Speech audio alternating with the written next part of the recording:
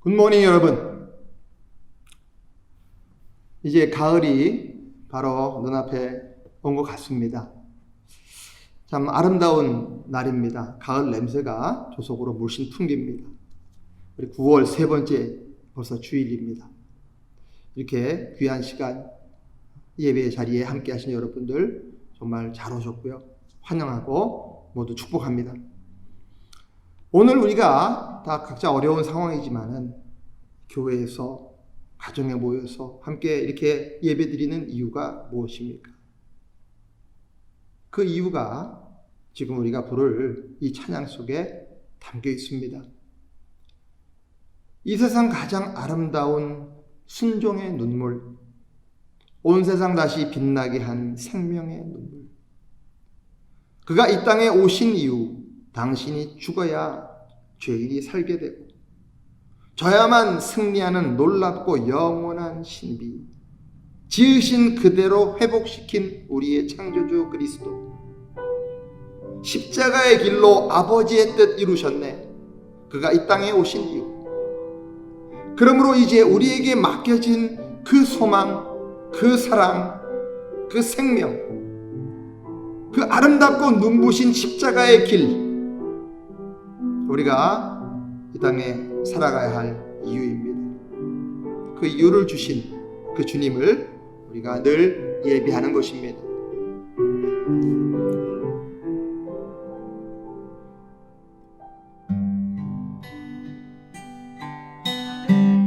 이 세상 가장 아름다운 순종의 눈물, 온 세상 다시 빛나게 한 생명의 눈물, 그가 이 땅에 오신 이유, 죽어야 살게 되고 져야만 승리하는 놀랍고 영원한 신비, 지으신 그대로 회복시킨 우리의 창조주 그리스도, 십자가의 길로 아버지 뜻 이루셨네. 그가 이 땅에 오신 이유, 이제 우리에게 맡겨진 그 소망, 그 사랑, 그 생명, 아름답고 눈부신 십자가의 길, 우리가 이 땅에 살아갈 이유. 이 세상에 가장 아름다운, 이 세상 가장 아름다운 순종의 눈물, 온 세상 다시 빛나게 한, 온 세상 다시 빛나게 한 생명의 눈물, 생명의 눈물. 그가 이 땅에 오신 이유, 그가 이 땅에 오신 이유, 죽어야 살게 되고 져야만 승리하는 놀랍고 영원한 신비, 지으신 그대로 회복시킨 우리의 창조주 그리스도, 십자가의 길로 아버지 뜻 이루셨네. 그가 이 땅에 오신 이유, 이제 우리에게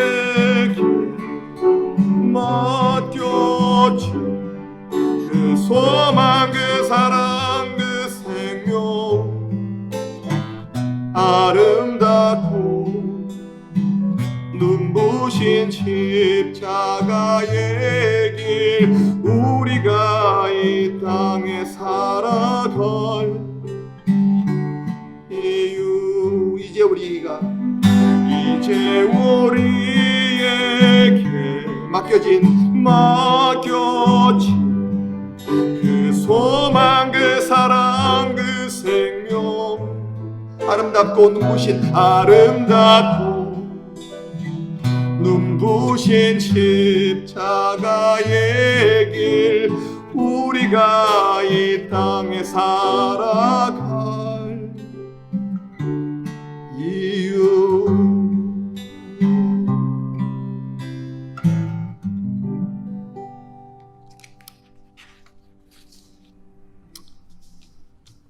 만민들아 우리 하나님을 송축하며 그의 찬송 소리를 들리게 할지어다. 우리는 우리의 영혼을 살려두시고 우리의 실족함을 허락지 아니하시는 주시로다. 하나님을 찬송하리로다. 그가 내 기도를 물리치지 아니하시고 그 인자하심을 내게서 거두지도 아니하셨도다. 아멘.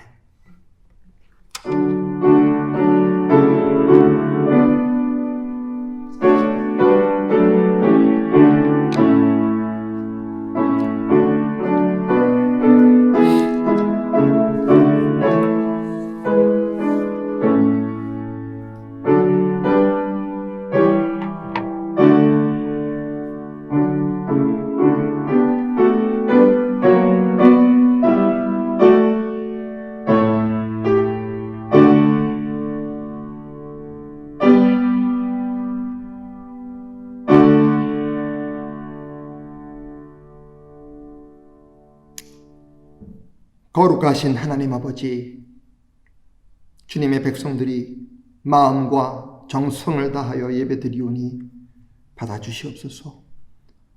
그 사랑으로 함께 하셔서 우리의 마음을 온전하게 세워주시고 족한 은총을 내려주셔서 두려움에 떨고 있는 우리를 구원하여 주옵소서. 걱정과 근심에 쌓인 채 방황하고 있는 자들에게는 성령의 감화를 주셔서 평안을 누리게 하시며 마귀의 유혹을 받고 실족하는 자들에게는 속히 끊을 수 있는 결단, 용기 주옵소서. 저희들 모두 오늘의 예배를 통하여 하늘의 신령한 은혜를 맛보게 하시고 의로운 말씀으로 심지를 굳게 세울 수 있도록 도와주시옵소서. 예배의 주관자 되시는 우리 구주 예수 그리스도의 이름으로 기원하오며 이제는 모두 감히 그리고 담대히 주님의 기도를 드립니다. 하늘에 계신 우리 아버지여, 이름이 거룩히 여김을 받으시오며 나라의 임하옵시며 뜻이 하늘에서 이룬 것 같이 땅에서도 이루어지이다. 오늘날 우리에게 일용할 양식을 주옵시고 우리가 우리에게 죄 지은 자를 사하여 준 것 같이 우리 죄를 사하여 주옵시고 우리를 시험에 들게 하지 마옵시고 다만 악에서 구하옵소서. 대개 나라와 권세와 영광이 아버지께 영원히 있사옵나이다. 아멘.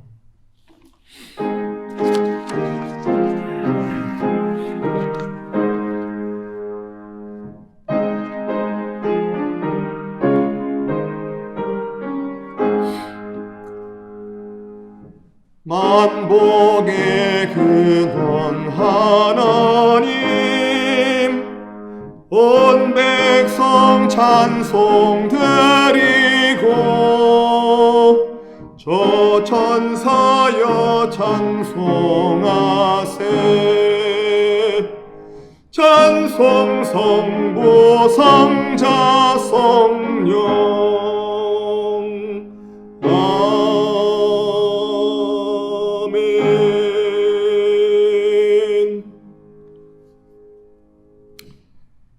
하나님은 은혜롭고 자비로우십니다.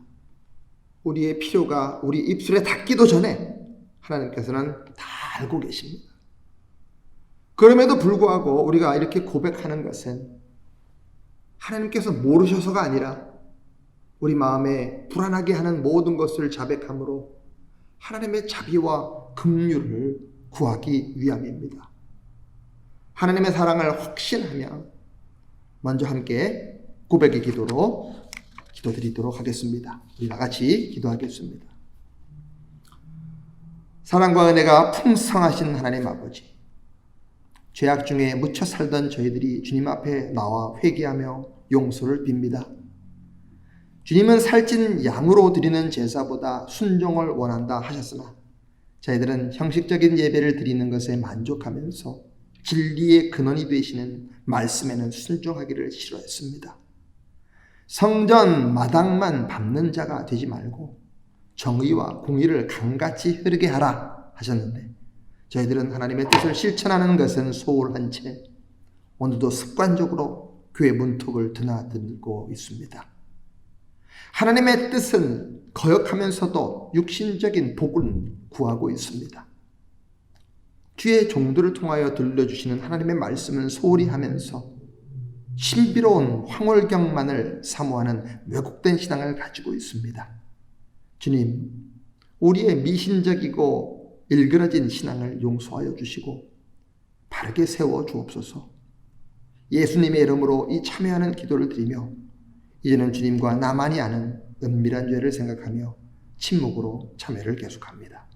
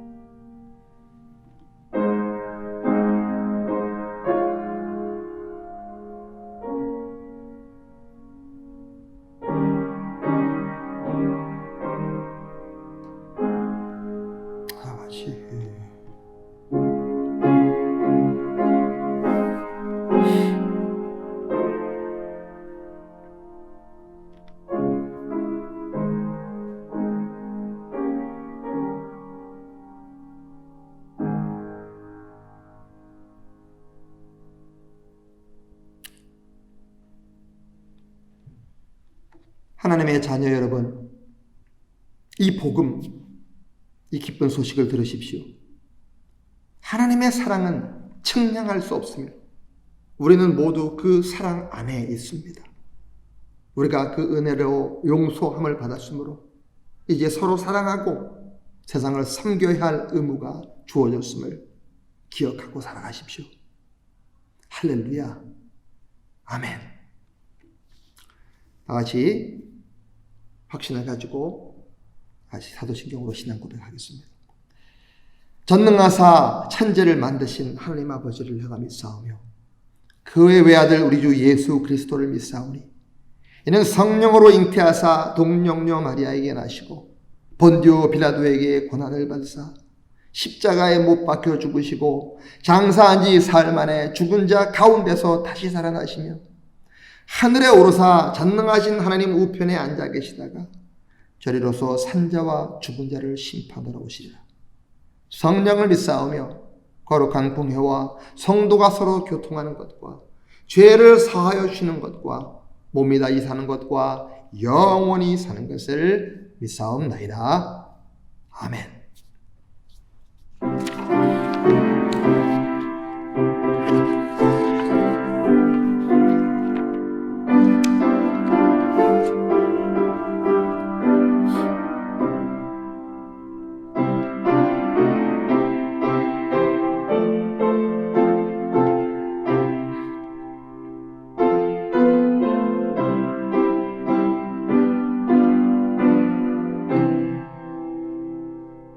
주 날개 민 내가 편안히 쉬네 밤 깊고 비바람 물어쳐도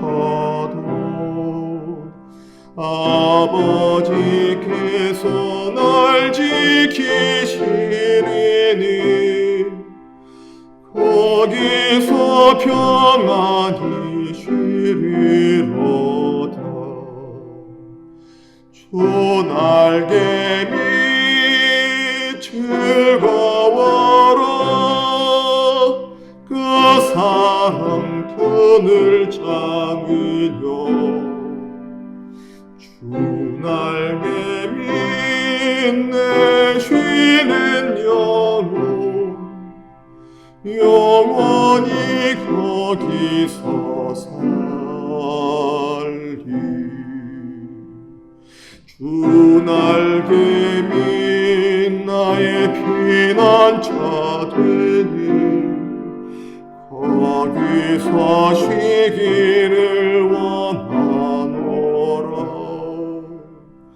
세상이 나를 먹이려 해주나 거기서 평화를 누리리라. 주 날개 밑 즐거워라. 그 사랑 그늘 잠이며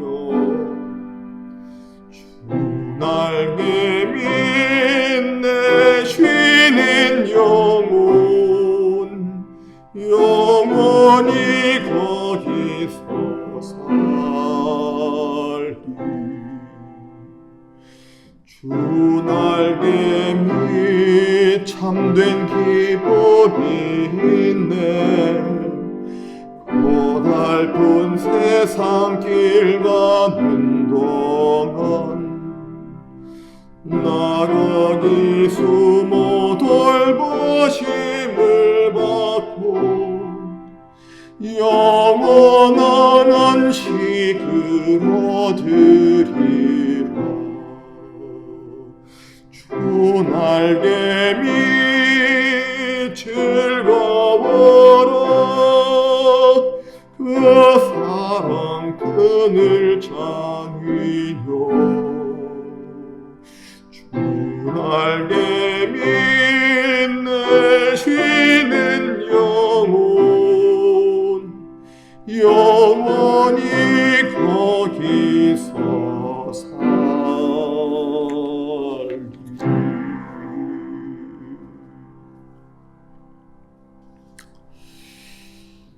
오늘 아침 우리에게 주시는 하나님의 말씀 요한복음 16장 7절부터 15절까지 말씀이 되겠습니다.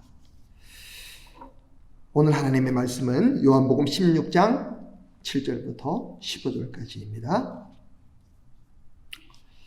하나님의 말씀입니다. 제가 봉독해 올립니다. 그러나 내가 너희에게 실상을 말하노니 내가 떠나가는 것이 너희에게 유익이라. 내가 떠나가지 아니하면 보혜사가 너희에게로 오지 아니할 것이요 가면 내가 그를 너희에게로 보내리니 그가 와서 죄에 대하여 의에 대하여 심판에 대하여 세상을 책망하시리라. 죄에 대하여라 함은 그들이 나를 믿지 아니하며 의에 대하여라 함은 내가 아버지께로 가니 너희가 다시 나를 보지 못하며 심판에 대하여라 함은 이 세상 임금이 심판을 받았음이라. 내가 아직도 너희에게 이를 것이 많으나 지금은 너희가 감당하지 못하리라.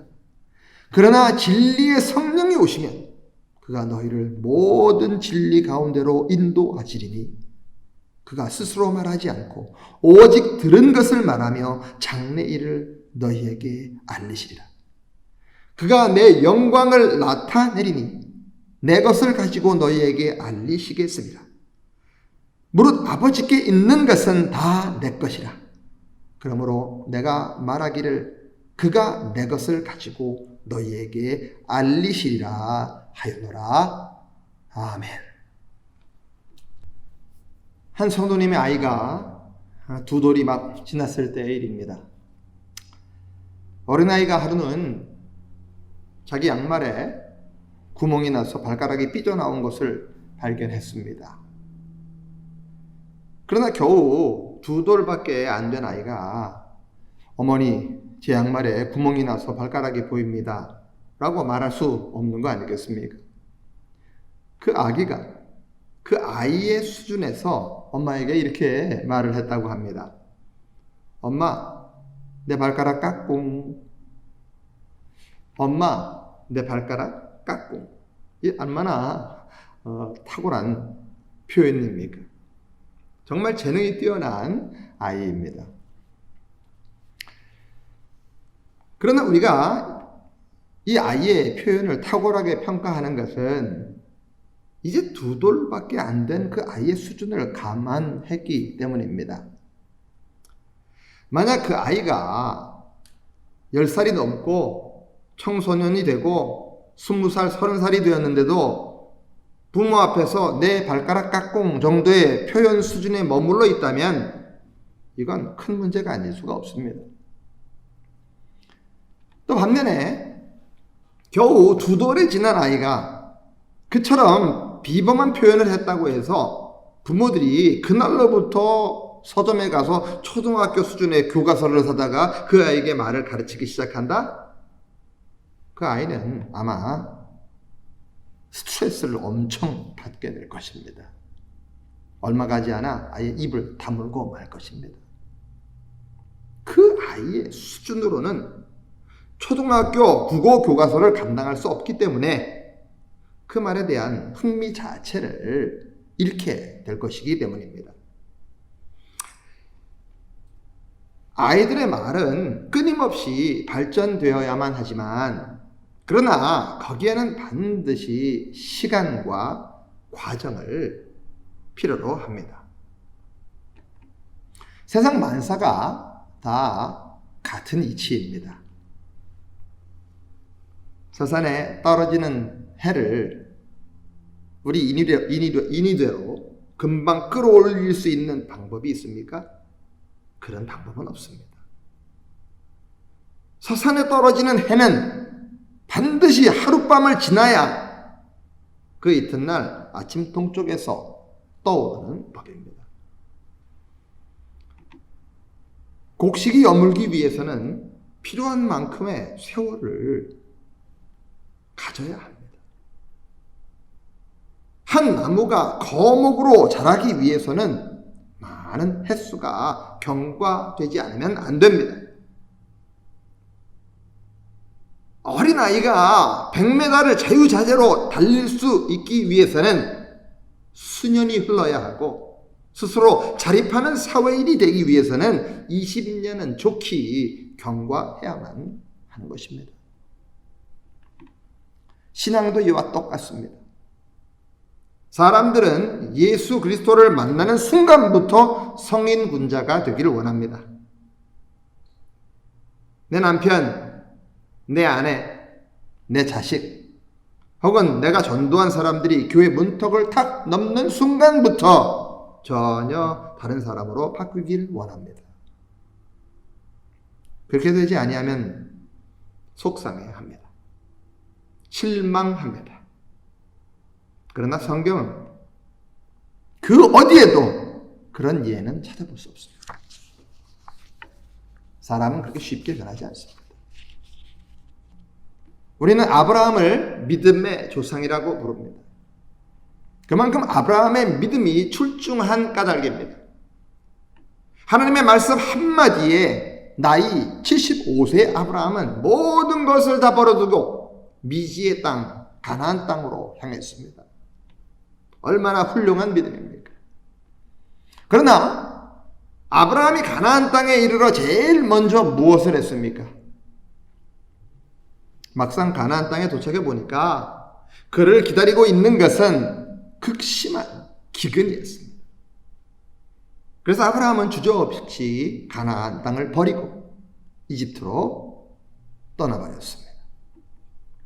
그리고 이집트에서는 사람들이 자기를 죽이고 자기 아내를 빼앗지 않을까 지레 겁을 먹고선 자기 아내를 누이 동생이라고 속였습니다. 그 말을 믿은 이집트 왕이 아브라함의 아내를 데려갔음에 그럼에도 불구하고 아브라함은 단 한마디의 항변조차 못했던 아주 치사하고 비겁한 인간이었습니다. 아브라함 역시도 하나님을 만난 지 즉시 믿음의 조상이 된 것이 절대 아닙니다. 예수님의 수제자였던 베드로 역시 마찬가지입니다. 어땠습니까, 여러분? 주님과 더불어 숙식 3년 동안 다른 분도 아닌 하나님의 아들 되신 성자 하나님과 동거를 했습니다. 먹고 마시고 잠을 잤습니다. 그러나 가장 결정적인 순간에 그는 예수 그리스도를 저주하고 부인했습니다.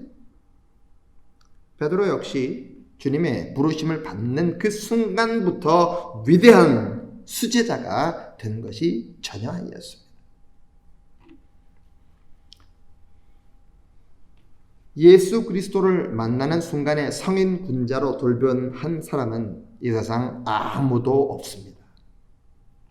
그것을 또 타인에게 요구한다는 것, 결코 그 사람에 대한 참 사랑일 수가 없습니다. 교만이죠. 그것이야말로 2살 먹은 어린아이에게 어른의 말을 요구하는 것처럼 부질없는 짓입니다.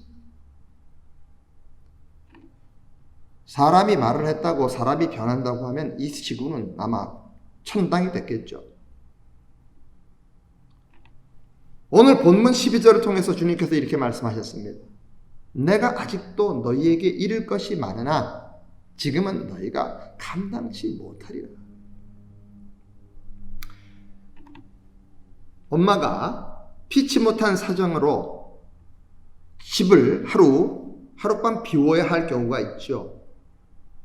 그럼 남아있는 자기 자녀들에게 떠나면서 해야 할 말이 얼마나 많겠습니까? 얘들아, 문단속 잘해야 돼. 라면 끓여 먹을 때 가스불 조심해야 돼. 누가 배를 바깥에서 누르거든 알지 못하는 사람이면 절대 문 열어주면 안 돼. 내일 아침밥 냉장고에 준비해놨어. 상에 차려놨어. 등등. 얼마나 많은 이야기를 합니까? 하루를 갔다 오는데도 부모는 자식들에게 많은 인포메이션을 주고 떠나요. 하물며 주님께서는 이제 몇 시간 후면 십자가에 못 박혀 돌아가셔야 합니다. 아주 시리어스한 순간입니다. 지금 이 순간은 제자들과 함께하는 마지막 순간입니다. 그 마지막 순간까지도 제자들은 주님을 제대로 알지 못했어요. 주님이 무슨 말씀하시는지 몰랐어요. 그들은 모두 엉뚱한 동상이몽을 하고 있었습니다. 그렇다면 이제 떠나셔야 할 이 주님께서 하고픈 말씀, 남기고 싶은 말씀 얼마나 많이 있겠습니까? 제자들이 알아듣든 말든 이해하든 말든 하고 싶은 말 다 쏟아내어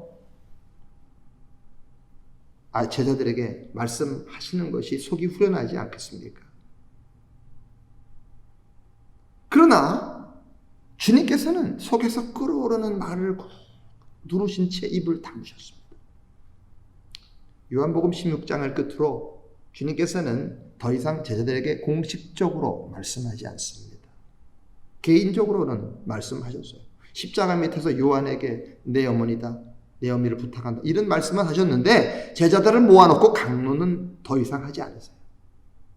왜 주님께서 하고 싶은 말씀이 많이 있음에도 불구하고 이처럼 침묵하셨다는 것입니까? 12절 후반절에 어떻게 되어 있습니까? 지금은 너희들이 감당하지 못하리라. 지금은 너희가 이해하지 못하리라. 바로 이것이 해답입니다. 여기서 감당한다는 단어 바스타조라고 하는 헬라 말은 들어올린다, 짊어진다, 운반한다 라고 하는 뜻입니다. 자기 힘에 붙이는 것을 들어올리려면 반드시 허리를 상하게 되어 있습니다. 자기 능력 밖의 것을 쥐거나 매려고 한다면 쓰러지기 마련입니다.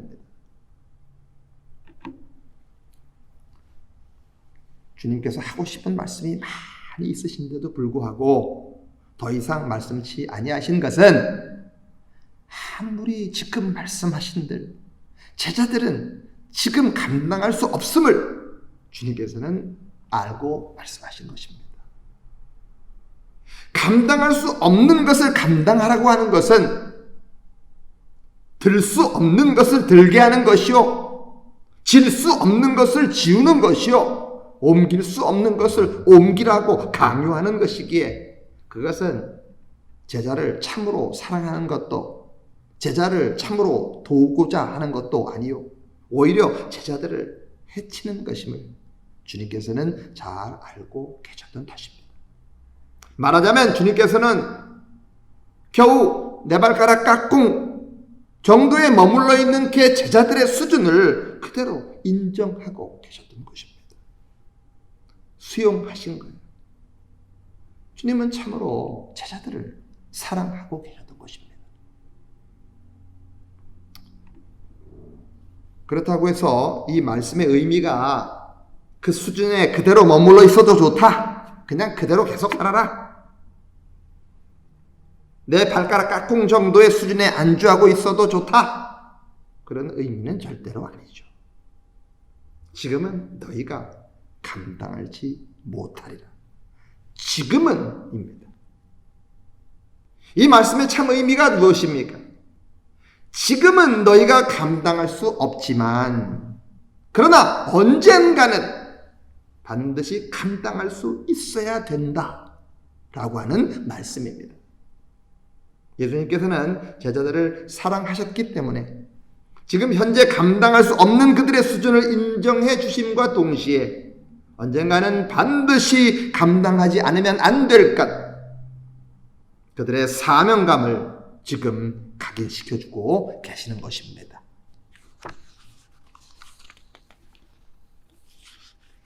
그렇다면 제자들이 지금 감당할 수 없는 것을 어떻게 언젠가는 감당할 수가 있게 되는 것입니까?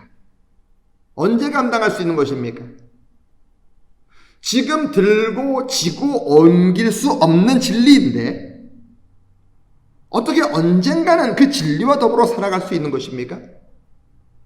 더욱이 주님께서는 더 이상 제자들과 함께 머물지 아니하십니다. 몸을 지시는 주님께서는 곧 제자들을 떠나가십니다. 그렇다면 도대체 그 이후의 대안이란 도대체 무엇입니까? 주님께서 본문 12, 13절 말씀을 통해서 이렇게 말씀하셨습니다. 내가 아직도 너희에게 이를 것이 많은데 지금은 너희가 감당하지 못하리라. 그러나 진리의 성령이 오시면 그가 너희를 모든 진리 가운데로 인도하시리라.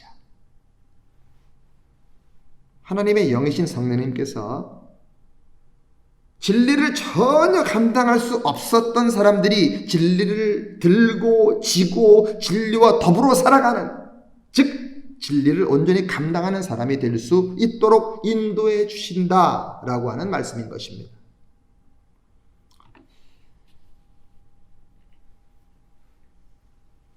자신의 아내를 누이 동생이라고 속이다가 아내를 빼앗겼던 그 치사하고 비겁했던 아브라함은 그 이후 나이 100세에 얻은 외아들을 하나님 앞에 온전히 바침으로 믿음의 조상이 되었습니다.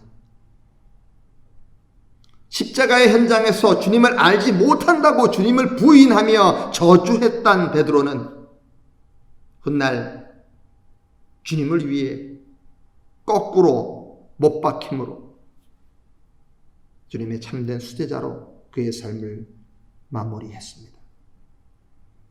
어떻게 이 모든 것이 가능한 것입니까? 그들은 모두 자신들과 함께 하고 계신 성령님과 더불어 살아가는 사람이었기 때문인 것입니다.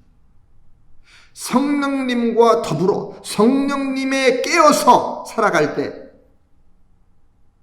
성령님께서 그들이 감당해야 할 일을 감당할 시기에 감당할 수 있도록 그들을 새로이 빚어 주셨던 것입니다.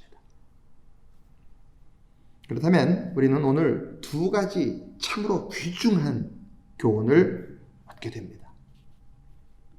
첫째, 우리 신앙은, 참된 신앙이란 내가 지금 감당할 수 없는 것을 무조건 감당하려고 하는 교만, 오만함에서 벗어나는 것이고, 내가 감당해야 될 때가 되었을 때 감당해야 할 것을 주저없이 감당하는 행위를 의미한다는 것입니다.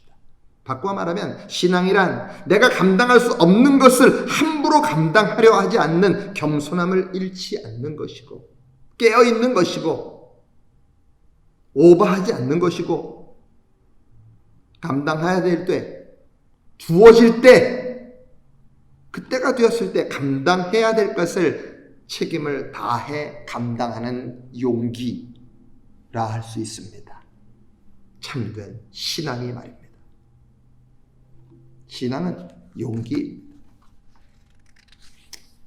두 번째로, 사람을 진정 사랑한다는 것은, 우리 이웃을 진정 사랑한다는 것은 그 사람이 지금 현재 감당할 수 없는 것을 요구치 아니하는 것이요, 그 사람이 언젠가는 그것을 감당할 수 있게끔 내 삶으로 그들을 인도하고 도와주는 것을 뜻하는 것입니다. 그것이 사랑입니다.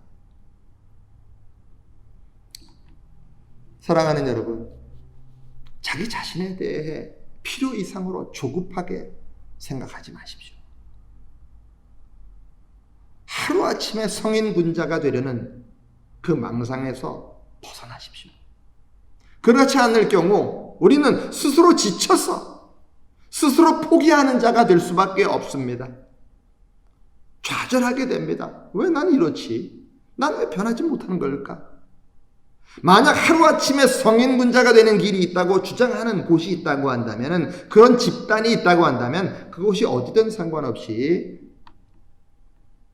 이단이요, 그곳은 사이비일 수밖에 없습니다. 성경에는 그런 예가 단 한 번도 나오지 않습니다.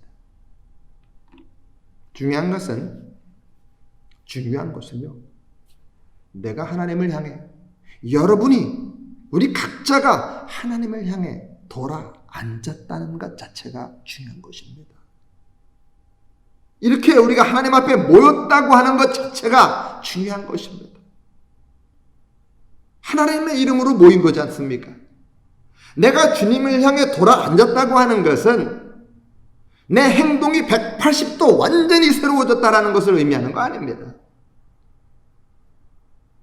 돌아 앉았음에도 불구하고 우리는 여전히 서투릅니다. 서툴어요. 우리 믿음이 서툴어요. 돌아 앉았음에도 불구하고 옛 습관의 잔재가 그대로 더덕더덕 붙어 있습니다. 중요한 것은 내가 주님을 향해 돌아 앉았기 때문에, 주님의 말씀 앞에 앉았기 때문에, 주님 앞에 무릎 꿇고 있기 때문에 밀물과 썰물에 의해서 끊임없이 부드럽게 갈아져가는 해변의 자갈처럼 나와 함께 계시는 성령님에 의해 매일 새롭게 빚어져 가고 있다고 하는 사실이 중요한 것입니다. 대단한 게 아닙니다. 하루하루 인내하면서 만들어져 가는 것입니다. 많은 그리스도인들이 이렇게 질문합니다. 자기는 기도하고 싶은데 막상 기도하려고 하면은, 하나님 앞에 기도하려고 무릎을 꿇기만 하면 할 말이 없어 기도할 수가 없습니다. 이렇게 말씀하시는 분 많아요. 기도 못하겠대요. 할 말이 없대요. 1분 기도하면 시간 너무 길다는 거예요. 그렇게 답답해 하시는 분들에게 제가 이런 말씀을 드립니다. 하나님께 기도하려고 무릎 꿇었는데도 불구하고 할 말이 없다면 구태여 말하라고 하지 마십시오. 말하지 않아도 됩니다. 아무 말 하지 않아도 괜찮습니다. 하지 마세요. 중요한 것은요, 하나님을 의식치도 못하고 살아가던 사람이 하나님 앞에 무릎을 꿇었다는 사실이 중요한 겁니다. 하나님이 모르겠습니까? 그 속마음을 모르시겠어요? 그 삶을 거듭하기만 하면 하나님 앞에 무릎 꿇어요. 답답해요. 한숨 쉬어요. 할 말이 없어요. 그러나 하나님 앞에 무릎 꿇습니다. 매일. 그 삶을 거듭해 보세요. 지금은 설령 할 말이 없다 할지라도 머지않아 분명히 기도를 통해서 주님과 깊은 대화를 하게 될 것이고, 하나님과의 관계가 날로 새롭게 될 것입니다. 성령께서 당신과 함께하고 있기 때문입니다. 전 그렇게 말씀을 드려요. 여러분, 어린아이들을 한번 생각해 보세요. 막 태어난 어린아이는 엄마의 이름 모릅니다. 엄마가 몇 살인지 몰라요. 엄마에 대해서 아는 것이 하나도 없어요. 그러나 그것은 전혀 문제가 될 거 없습니다. 그 어린아이에게는. 어린아이가 어머니 품에, 그 어미 품에 안겨 있는 한, 엄마의 젖을 정기적으로 빠는 한, 그 아이는 언젠가는 엄마와 더불어 이야기하게 될 것입니다. 내 발가락 까꿍의 수준을 뛰어넘어 이 세상에서 엄마의 가장 멋진 대화 상대로 반드시 성숙하게 될 것입니다. 시간이 지나면 엄마의 품속에, 엄마의 그늘 밑에서 자라나기만 하면, 여러분, 내 남편이, 내 아내가, 내 자식이, 그리고 내가 인도한 사람이 내가 원하는 만큼 변화되지 않는다고 해서 여전히 그들이 그저 내 발가락 까꿍 정도의 수준에 머물러 있다고 해서 실망할 필요 없습니다. 인내하시는 겁니다. 그냥 기다리는 겁니다. 그냥 기도하는 겁니다. 그들이 그런 수준에라도 이르렀다고 하는 것, 보다 나은 수준을 향하고 있다는 겁니다. 보다 나은 수준으로 지금 전진해 가고 있다고 하는 증거입니다.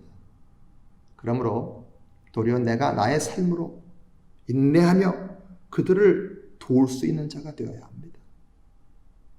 내가 그들을 위한 성령의 통로가 되는 한, 은혜와 생명의 통로가 되는 한, 성령님께서 나를 통해서 나를 이렇게 새롭게 빚으듯이 분명코 그들도 새롭게 빚어주실 것입니다.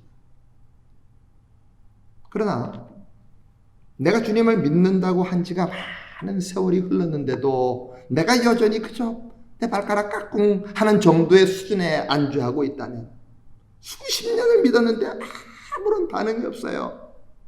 다시 말씀드려, 분명히 내가 감당해야 할 것이 무엇인지 알고 있어요. 들은 건 많아요. 또 내가 감당해야 할 때가 되면 그 감당할 때를 알고 있어요. 그런데도 불구하고 여전히 내가 회피하고 있다면은 그것은 내가 아직까지 주님 앞에 온전히 돌아앉지 않았다라고 하는 사실을 여러분 잊지 마십시오. 주님은 섬김을 받으러 오신 분이 아니고 섬기러 오셨고 우리에게 그 본을 보이시기 위해 오신 분이십니다. 내가 주님을 향해 돌아앉았을 때 나를 가꾸어 주시는 것은 성령님의 책임입니다. 내가 주님을 향했을 때 성령님은 우리를 도와주세요. 그러나 주님을 향해 돌아앉는 것은 누구의 책임입니까? 여러분의 책임입니다. 그걸 망각하지 마십시오. 다 맡기지 마세요. 여러분의 몫이 있어요.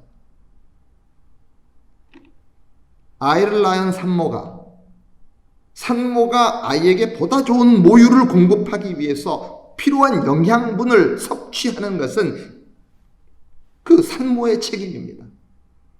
그러나 아무리 풍성한 모유가 나오면 뭐합니까? 어머니의 젖을 먹지 않고 빨지 않는 아이가 있다고 한다면 그거는 누구의 문제입니까? 어린아이의 책임 아닙니까? 똑같은 이치입니다.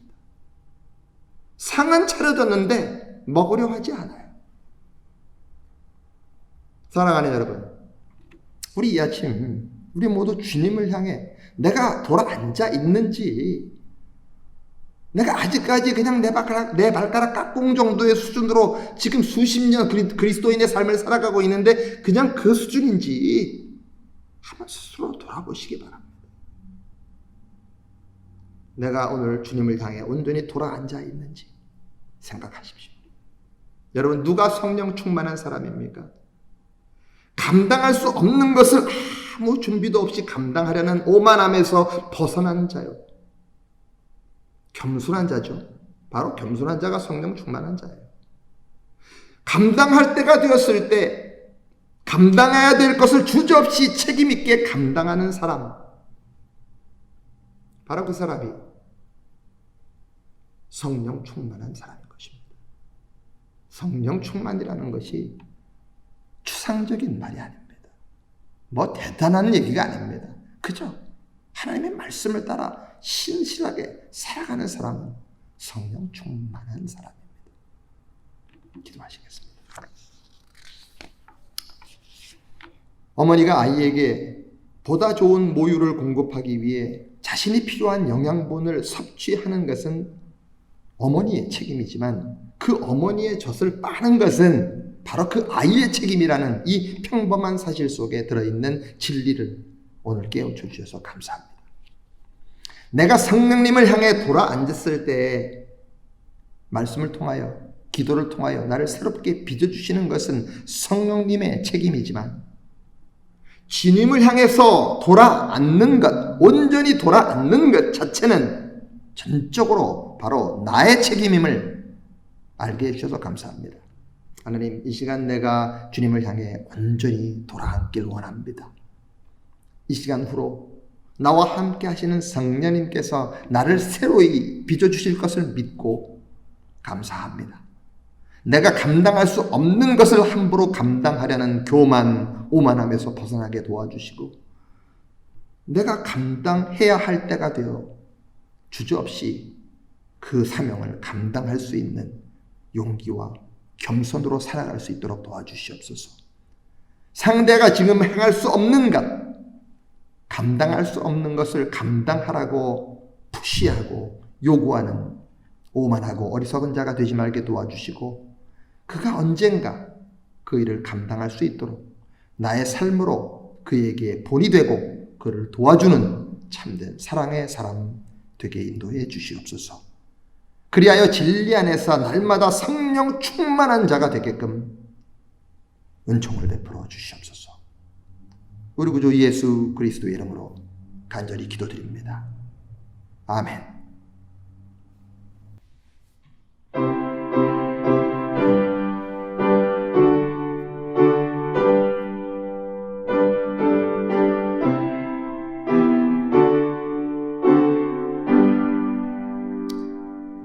환난과 비박 중에도 성도는 신앙 지켰네. 이 신앙 생각할 때에 기쁨이 충만하도다. 성도의 신앙 따라서 죽도록 충성하겠네.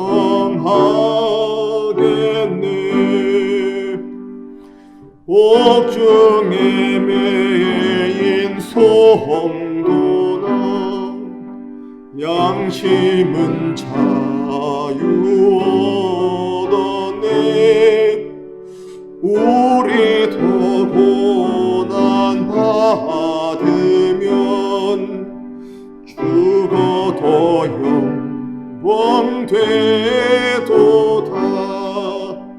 성도의 신앙 따라서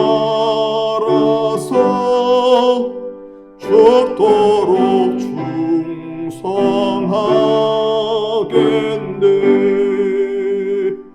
성도의 신앙 보험받아 원수도 사랑하겠네.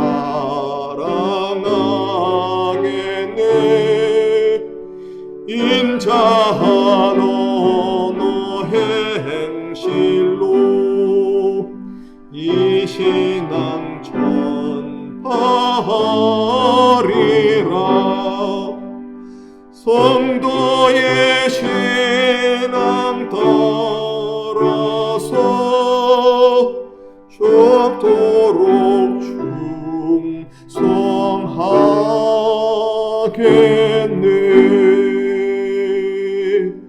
아멘.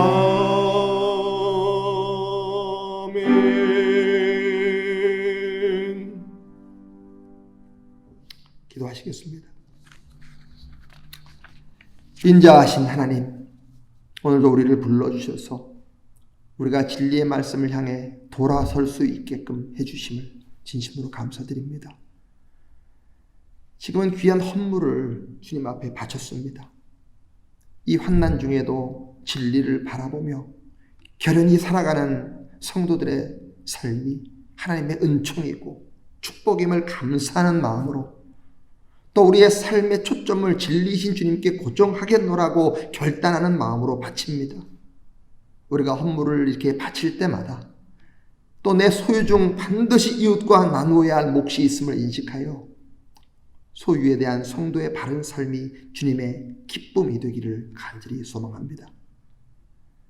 살아계신 하나님, 이 물질이 하나님의 거룩하신 뜻대로 아름다운 공생의 도구로 사용되기를 간절히 원합니다. 물질이 있는 곳에 우리 마음도 있다고 하셨사오니 청지기의 마음으로 살아가는 나의 거룩하고 겸손한 삶이 늘 주님의 기쁨이 되기를 원합니다. 결코 성도들이 세상 물질 때문에 시험에 들거나 실족하지 않을 수 있도록 주님 도와주옵소서. 연약한 자녀들과 함께하여 주시고 굽어 살펴 주옵소서. 각별한 주님의 손길을 느낄 수 있는 은혜가 환우들에게 있기를 간절히 원합니다. 그분들의 영이 일어섬을 받고 그들의 육신 또한 나음을 얻는 역사가 있기를 간절히 원하오니 우리의 기도를 들어주시옵소서. 자비하신 주님, 이제 또 한 주간 거친 세상 속에서 살아가야 할 모든 성도들을 성령님께서 지켜주시고 각자의 형편 속에서 최선의 길로 인도하여 주옵소서.